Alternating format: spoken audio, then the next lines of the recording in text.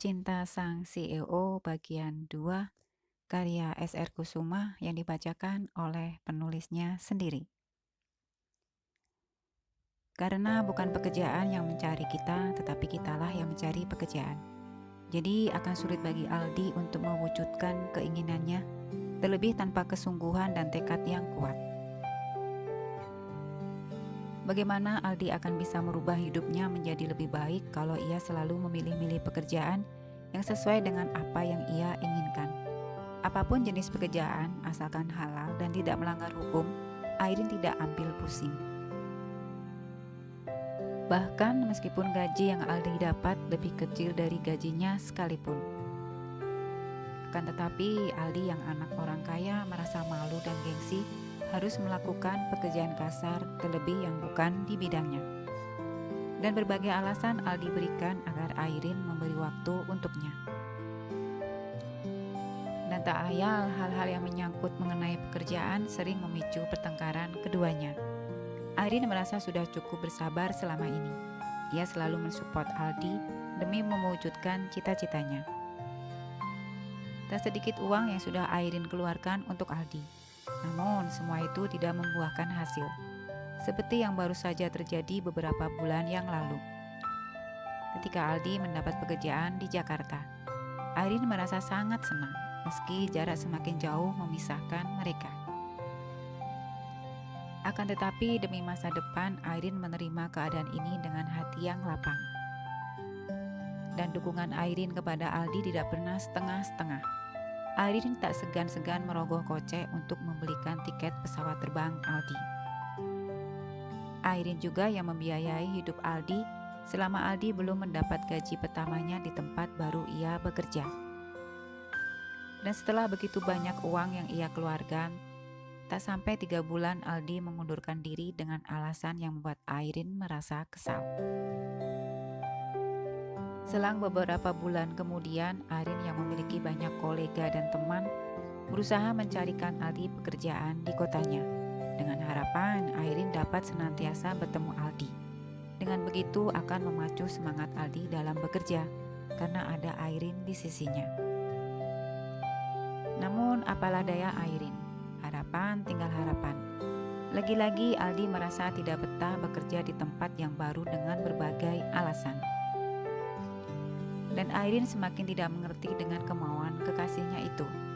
Ia merasa lelah menghadapi sikap Aldi. Airin sudah mencurahkan seluruh tenaga dan pikiran untuk sang kekasih. Akan tetapi sang kekasih sepertinya tidak dapat memenuhi apa yang ia harapkan. Meskipun keinginannya hanya sederhana, Aldi mau bekerja dengan sungguh-sungguh. Apapun bidang pekerjaan dan berapapun penghasilan Aldi, Airin tidak mempermasalahkan. Dan itu pun terasa sulit bagi Aldi untuk mewujudkan keinginannya itu. Dan Airin mulai ragu pada dirinya sendiri. Apakah ia masih mampu menjalani hubungan ini bersama Aldi? Sifat Aldi yang kekanak-kanakan dan cenderung tergantung kepadanya membuat Airin merasa lelah hati. Aldi tidak bersungguh-sungguh untuk merubah hidupnya. Bagaimana ia akan menikahi Airin sementara segala sesuatunya selalu tergantung kepadanya? Segala sesuatunya harus Airin, dan Airin yang menentukan. Sebagai seorang laki-laki, tentu saja Aldi kelak akan menjadi kepala keluarga. Dialah yang akan menafkahi istri dan anaknya nanti. Dan apa jadinya kalau sang kepala keluarga untuk mengurus diri sendiri pun tidak mampu, bagaimana ia akan mengurus keluarganya nanti? Dan Airin merasa sangat resah memikirkan hal itu. Ia sangat mencintai Aldi, dan rasa cintanya yang besar kepada Aldi seringkali membutakan mata dan hatinya. Ia telah menyerahkan semuanya yang ia miliki, bahkan mahkota yang seharusnya ia jaga dengan baik telah ia serahkan kepada Aldi. Itu mengapa Airin berusaha mempertahankan hubungan ini apapun yang terjadi. Airin tidak peduli. Ia telah kehilangan kegadisannya untuk pria yang sangat ia cintai itu. Meskipun hubungan mereka sering mengalami pasang surut, namun Airin tetap bertahan hingga akhirnya Hingga pada suatu hari hotel semilir tempat Airin bekerja kedatangan tamu dalam jumlah yang cukup banyak.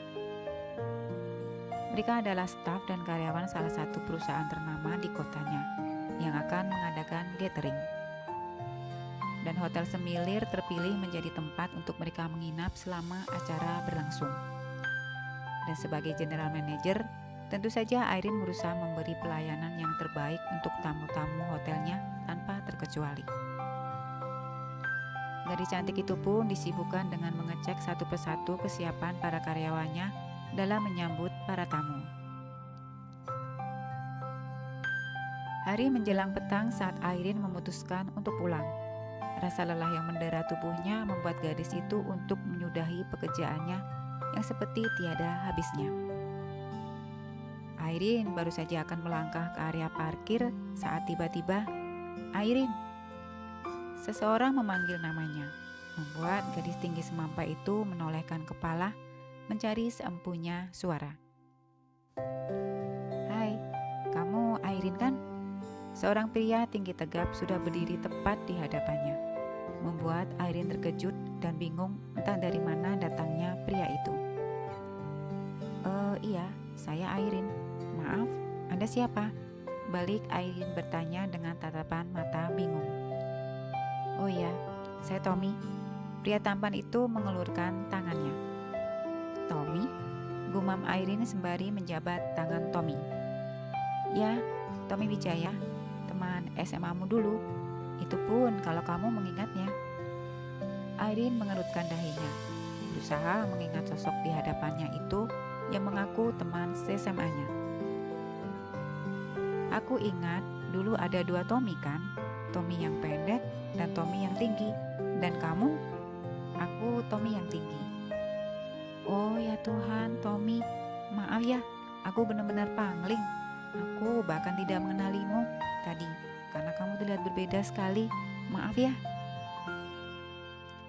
Airin terlihat terkejut sekaligus senang. Ternyata pria di hadapannya itu adalah Tommy Wijaya, teman SMA-nya dulu. Ya, meskipun mereka tidak pernah satu kelas, akan tetapi Airin mengingat Tommy sebagai murid pendiam namun berprestasi. Perawakannya yang tinggi membuatnya menjadi salah satu pemain basket handal di sekolahnya. Meski bukan tergolong murid populer karena Tommy termasuk anak penyendiri dan tidak mudah bergaul. Tommy hanya tersenyum melihat gadis cantik di hadapannya itu berhasil mengingatnya kembali. Meski Tommy sadar tidak banyak kenangan yang tercipta selama mereka sama-sama menjadi murid sekolah menengah atas swasta yang cukup terkenal di kotanya itu. Setidaknya Airin masih mengingatnya sebagai Tommy Wijaya. "It's okay Airin, aku bisa mengerti kalau kamu tidak mengingatku. Secara kamu dulu adalah murid yang sangat populer di sekolah," ucap Tommy. Jangan begitu, aku tidak pernah merasa populer saat itu." "Benarkah? Meski kamu menjadi idola anak laki-laki di sekolah maupun di luar sekolah," ujar Tommy. "Kamu ingat, setiap pagi anak laki-laki sekolah sebelah berkumpul di depan gerbang sekolah demi bisa melihatmu datang ke sekolah." Airin tergelak mendengar kata-kata Tommy. Ya, tidak bisa dipungkiri, kecantikan yang ia miliki membuat Airin menjelma menjadi sosok yang diidolakan di sekolahnya saat itu. Banyak teman-teman lakinya yang menaruh hati dan berlomba-lomba mencoba menarik perhatian Airin. Meski pada akhirnya banyak hati yang terluka karena cintanya bertepuk sebelah tangan. Tidak sedikit juga yang hanya mampu mengagumi tanpa berani menyatakan isi hati, dan Tommy adalah salah satunya. "Mereka tidak akan berhenti memanggil namamu sampai kamu benar-benar tidak terlihat oleh mata mereka," kata Tommy lagi. "Kamu hanya tersenyum malu dan terus berjalan dengan wajah tertunduk." Airin tertawa lirih. "Mereka tergila-gila kepadamu, Airin." "Tommy, sudah, jangan berlebihan. Mereka bahkan tidak tahu apa yang mereka lakukan saat itu." "Ya, dan aku senang akhirnya dapat bertemu denganmu lagi, Airin. Kamu semakin cantik," ucap Tommy. Airin tersenyum. Ya, aku pun senang dapat bertemu denganmu lagi, katanya kemudian. Hmm, apakah kamu bermalam di sini? Atau sedang ada janji bertemu dengan seseorang? Aku salah satu tamu yang mengikuti gathering Airin. Oh ya? Wah, terima kasih ya sudah memberi kepercayaan kepada Hotel Semilir untuk menjadi salah satu bagian dari acara di perusahaanmu itu. Tommy tersenyum dan kemudian menganggukkan kepala. Ya, dan kami merasa senang dapat pelayanan yang sangat memuaskan dari Hotel Semilir. Dan luar biasanya, General Manager hotel itu adalah kamu. Tunggu, bagaimana kamu tahu aku GM di hotel ini?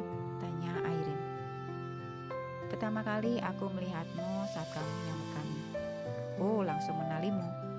Akan tetapi aku masih ragu apakah kamu benar Airin teman SMA aku dulu, ucap Tommy.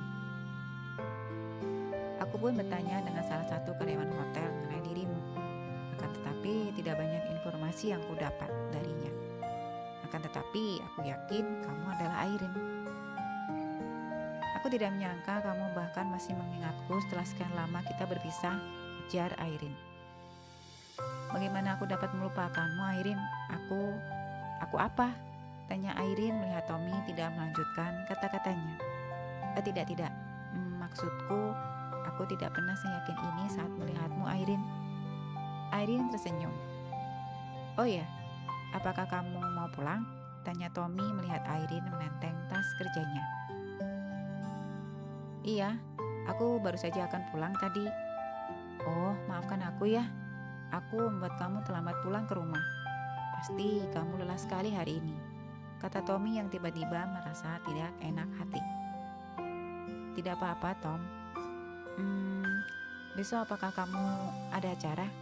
Aku ingin mengajakmu makan di luar selepas kamu bekerja, tanya Tommy canggung. Besok ya? Sepertinya aku tidak ada acara, jawab Airin. Oh, jadi besok apakah kita bisa makan di luar? Tentu saja. Kalau begitu sampai ketemu besok ya. Oke, dan aku harus pergi sekarang. Nah, baiklah. Terima kasih ya. Airin tersenyum kemudian menganggukkan kepala. Sama-sama. Airin kemudian pergi meninggalkan Tommy yang masih berdiri memandang Airin hingga gadis cantik itu hilang di balik